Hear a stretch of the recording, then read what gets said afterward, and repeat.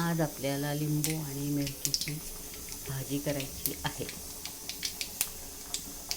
जिरे मोहरी तडतड झालेली आहे। थोडीशी हळद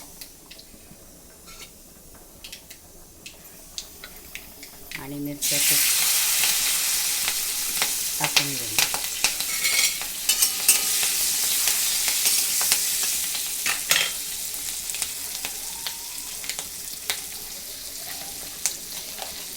मिरच्या छान परतून झाल्यानंतर थोडेसे मीठ टाकण्याचं विसरतो।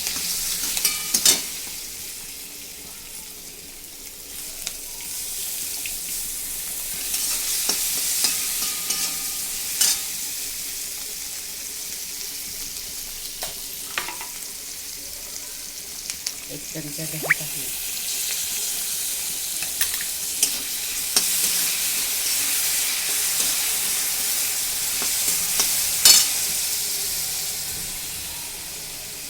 थोडा शेंगदाण्याचा कूट टाकून छानपैकी हलवून घ्या।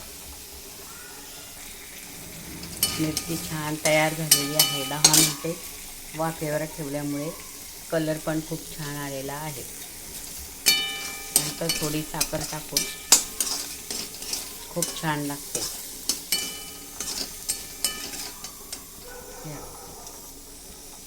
खूप छान चवीला छान चमचमीत मिरची, लिंबू मिरची।